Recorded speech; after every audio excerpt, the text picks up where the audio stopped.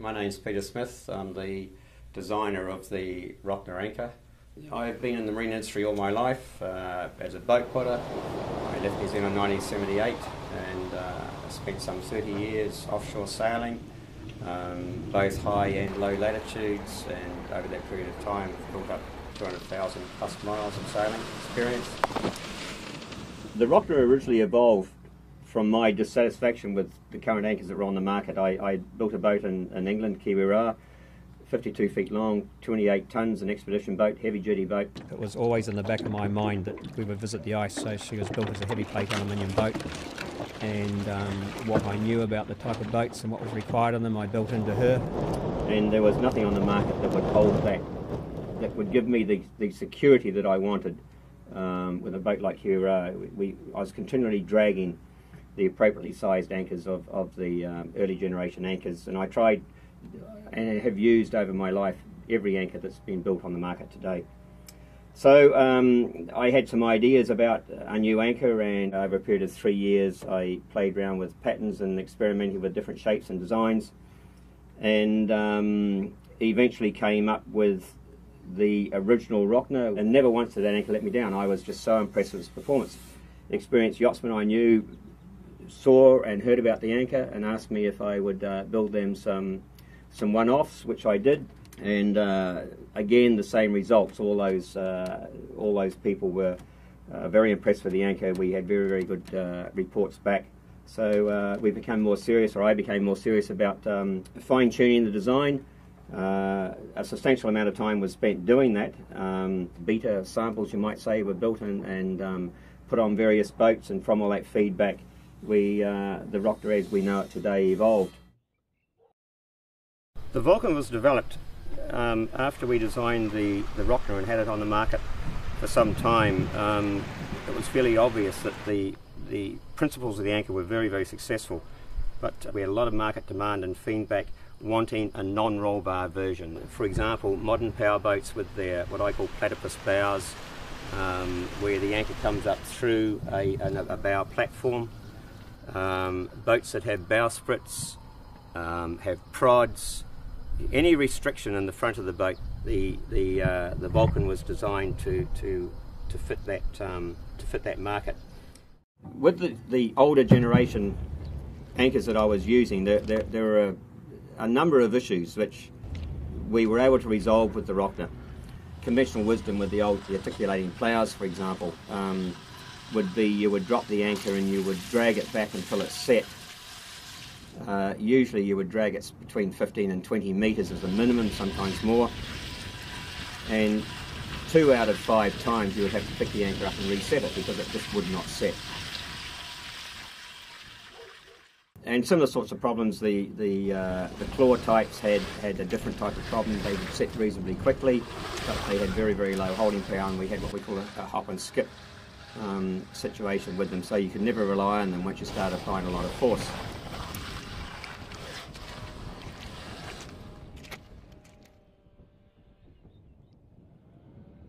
And the fixed plough types I found never seemed to have enough blade area. We dragged them in soft mud regardless of how we set them and how much chain we had down.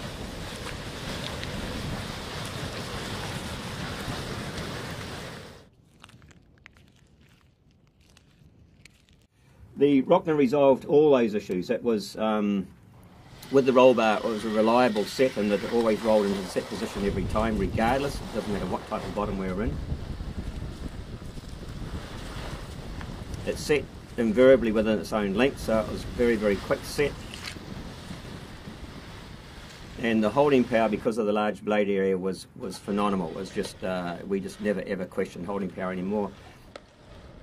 The original Rocna was a complete step up in the anchoring game, and we needed to keep the same features in the Vulcan. We wanted to be able to give to the Vulcan market, or the people that would use a Vulcan, the same characteristics and the same benefits that we got from an original Rocna. It sets very quickly, but it will also set very deeply and provides quite phenomenal holding power, very reliably.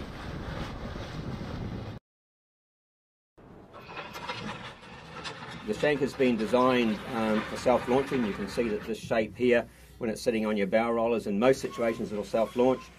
The shank is designed and cut out of a high tensile steel plate for rigidity and strength. The roll bar, as mentioned before, it provides a very reliable roll into what we call a set position. Pull the anchor and the anchor starts to move forward.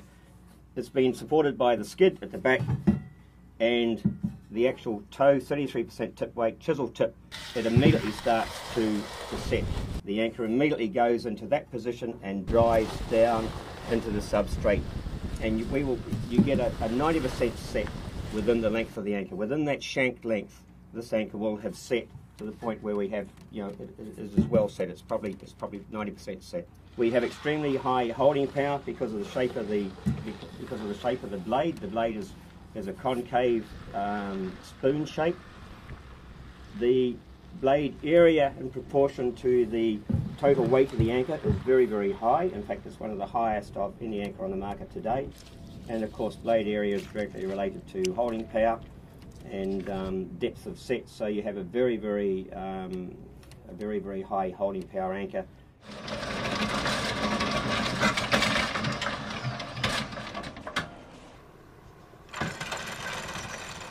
And when I designed the Vulcan, we started out, the original principle of the design was to use the basic blade shape of a Rocna, which was very, very successful. It's one of the most efficient shapes you can use for an anchor in a fluid medium. The challenge was to produce an anchor that would roll as reliably as the Rocna. The Rocna uses the roll bar and it doesn't require dedicated tip weight. We wanted to produce something on a similar vein without the blunt instrument of huge amounts of tip weight.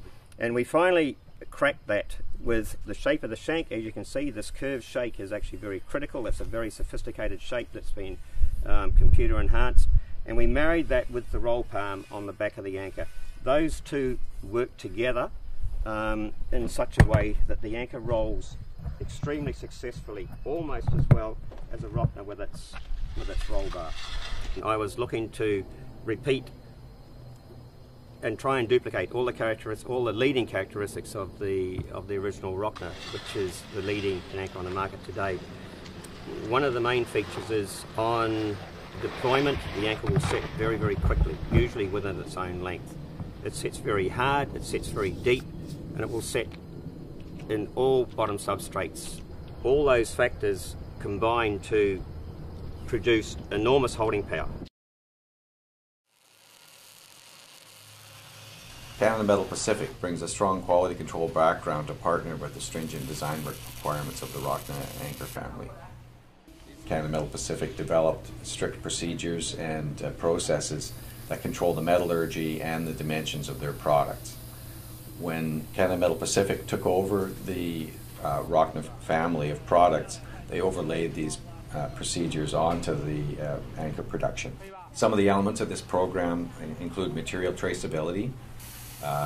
Through tracking numbers embossed on the anchors, it's possible to trace the steel used in the anchors back to the original material certificates.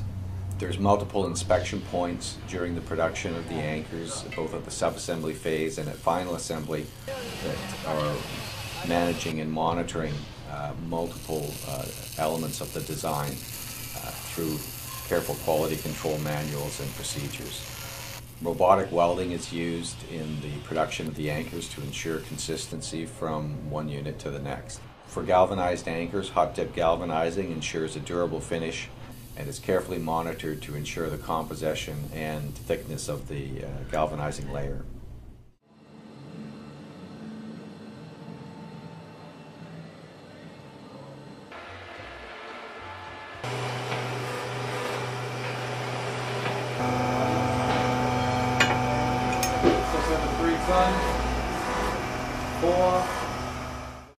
The anchor provides security, provides peace of mind.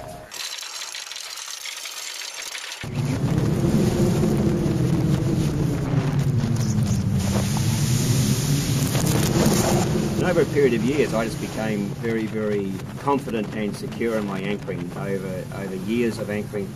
literally thousands of sets, I have virtually never had a drag, I've never had a failure. And of course there's always exceptions to the rule, but the anchor is extremely reliable, and you certainly feel very secure sitting on it.